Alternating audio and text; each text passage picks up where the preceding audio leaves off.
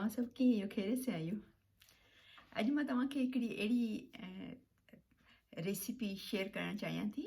असांजे नक में जेको कारा ब्लैक हेड्स थी था वञनि, जेको घणो करे असीं खाधो रधियूं था या ॿाहिरि उस में निकिरूं था, धूप में निकिरूं था, त उन वजह सां असांजा जेको नक जा पोर्स आहिनि उहे खुली था वञनि ऐं पोइ उन में मिटी पए थी ऐं मिटी जे करे उन में कारा ब्लैक हेड्स थी था वञनि।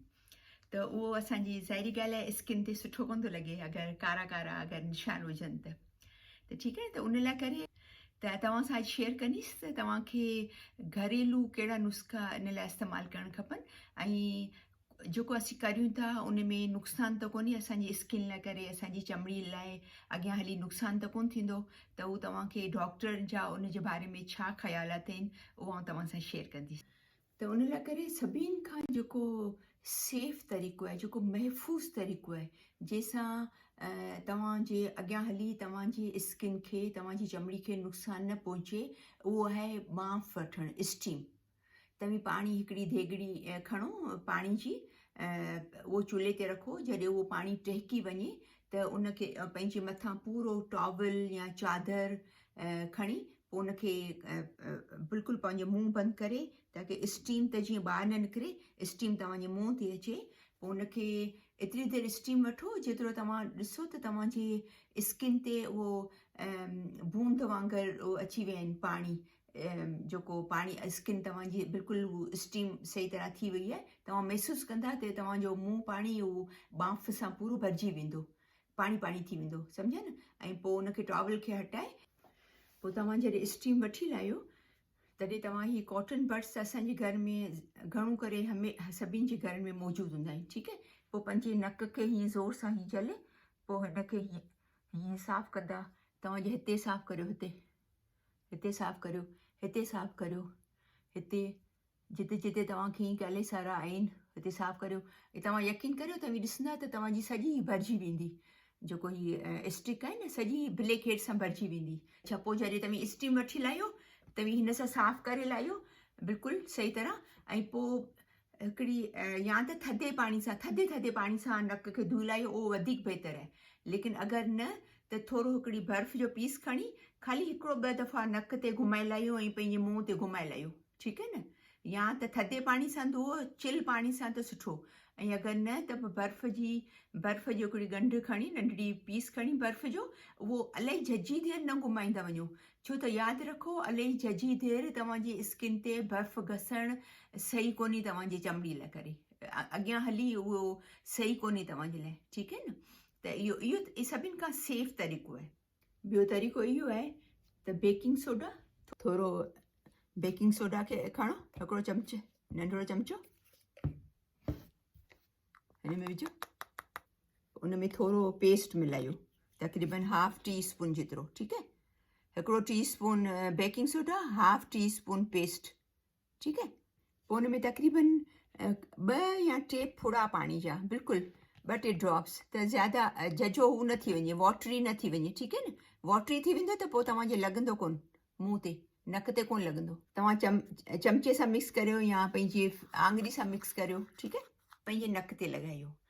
लेकिन इहो लॻाइण खां पहिरीं तव्हांखे हिकिड़ो कमु ज़रूरु कजो त या त अगरि स्टीम वठी सघो था थोरी त तमामु सुठो, ताकी जीअं तव्हांजा पोर खुली वञनि, ठीकु आहे न, त उन मां ब्लैक हेड्स आराम सां ॿाहिरि अची वेंदा।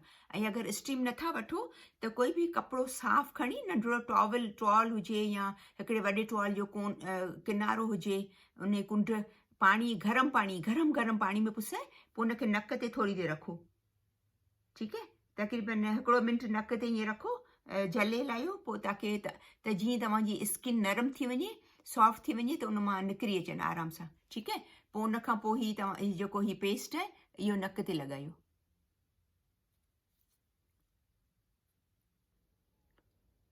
ठीकु आहे।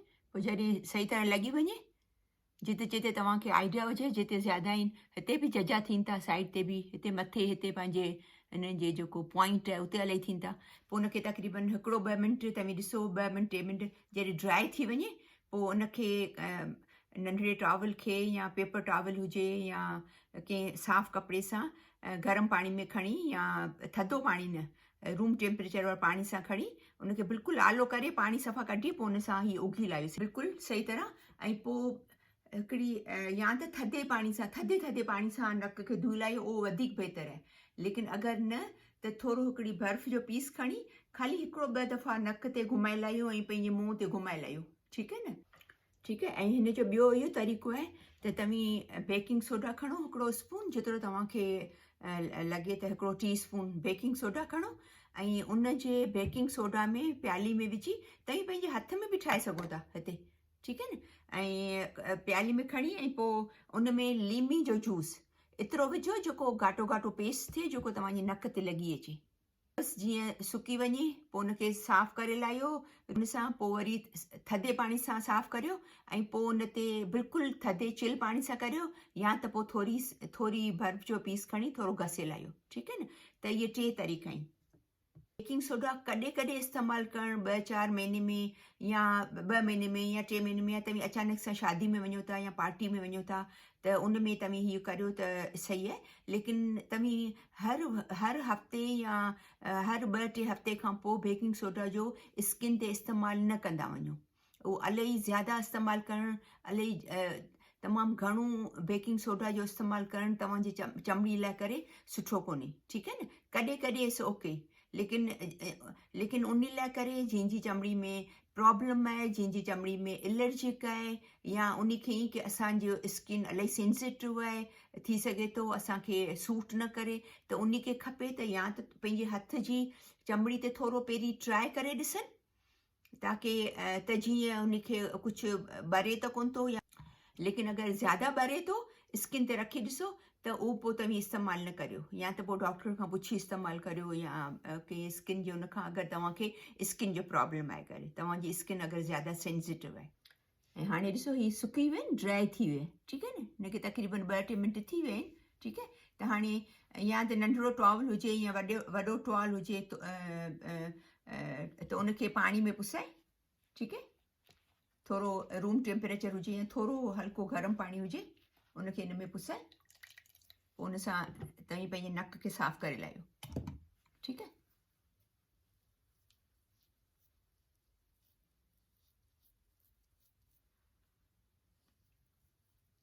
हिन सां इलाही फ़र्क़ु पए थो, इलाही ब्लैक हेड में इलाही फ़ाइदो थिए थो। लेकिन इहो की बसि इहो ध्यानु रखूं तव्हांखे त तव्हांजी स्किन सेंसिटिव न हुजे, ठीकु आहे। इहो तमामु आसानु तरीक़ो आहे, बहितरीनु तरीक़ो आहे करण जो। त तव्हांखे फील थींदो, ॾिसण में कोन ईंदो लाइट में, रोशनी में, कैमरा में, त हिन में ॾिसो तव्हांखे फील थींदो हूंदो की मुंहिंजो जेको नक आहे उहो बिल्कुलु क्लीन थी वियो आहे, सही आहे न। मूंखे बि इलाही ॾींहं थिया आहिनि, मूं कोन 2-3 महीना थिया आहिनि मूं कोन कयो हो, त मूं सोचियो पई त तव्हां सां शेयर करियां थी, त मुंहिंजो बि कमु थी वेंदो, आउं बि करियां थी, त मुंहिंजो बि कमु थी वञे ऐं तव्हां सां शेयर बि करियां, ठीकु आहे न। त तव्हांखे फील थींदो हूंदो नक ॾिसो साफ़ थी वियो आहे, सही आहे। लेकिन वरी बि तव्हांखे चवां थी त इहो ध्यानु कजो त एलर्जिक न हुजे तव्हांजी स्किन में। ऐं जंहिंखे एलर्जिक हुजे उन लाइ करे स्टीम वठण वारो, बांफ वठण वारो तरीक़ो वधीक बहितरीनु आहे। मूंखे उमेद आहे त मुंहिंजी अॼु जी वीडियो तव्हांखे पसंदि आई हूंदी, उनखे प्लीज़ ज़रूरु शेयर कजो, लाइक कजो, शेयर कजो। ऐं अगरि तव्हां मुंहिंजो चैनल सब्सक्राइब कोन कयो आहे त उनखे ज़रूरु सब्सक्राइब कजो, त जीअं मुंहिंजूं सभु वीडियोस तव्हांखे मिलंदियूं रहनि।